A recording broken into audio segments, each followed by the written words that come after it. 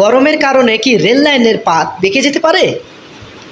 বাংলাদেশের ঢাকা চট্টগ্রাম রেল লাইনে পরপর 2-3 পাত বেঁকে যাওয়ার ঘটনা ঘটেছে। এর ফলে শনিবার ঢাকা ও চট্টগ্রামের মধ্যে রেল লাইন যোগাযোগ কয়েক ঘন্টার জন্য বন্ধ ছিল। বাঁকা হয়ে যাওয়া রেল লাইনে পানি দিচ্ছেন রেল শ্রমিকরা। রেলওয়ে কর্মকর্তারা দাবি করেছেন, প্রচণ্ড গরমের কারণে ব্রাহ্মণবাড়িয়া রেল লাইনের পাত বেঁকে গেছে। এর ফলে ট্রেন দুর্ঘটনার আশঙ্কা তৈরি হয়, কিন্তু ট্রেন চলাচল বন্ধ রেখে দ্রুত সেটি মেরামতের কাজ করে রেল বিভাগ। এর আগে বৃহস্পতিবার থেকে এলাকায় একটি মালবাহী ট্রেন লাইনচ্যুত হয়েছিল। এখন নানাভাবে রেল লাইন ঠান্ডা করে সোজাও করার চেষ্টা করছে। প্রশ্ন হচ্ছে, গরমের কারণে কি রেল লাইন বেঁকে যেতে পারে? বিশেষজ্ঞরা বলেছে, কেন এই রেল লাইন বেঁকে গেল সেটি গুরুত্ব দিয়ে তদন্ত করা উচিত। ঘন্টা পার হওয়ার আগেও শনিবার আবার সেখানকার লাইন বেঁকে যায়। গরমের কারণে রেল লাইন বেঁকে যাওয়া বৃহস্পতিবার মালবাহী ট্রেনটি লাইন